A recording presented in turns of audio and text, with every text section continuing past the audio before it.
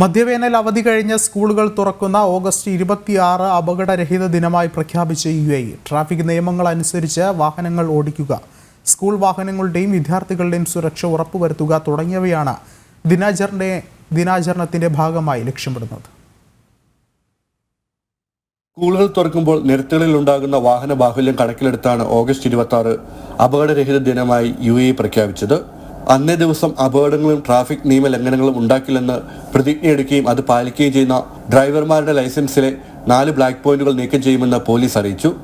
പുതിയ അധ്യയന വർഷത്തിന്റെ തുടക്കത്തോടനുബന്ധിച്ചാണ് ആഭ്യന്തര മന്ത്രാലയം ക്യാമ്പയിന് തുടക്കമിട്ടത്.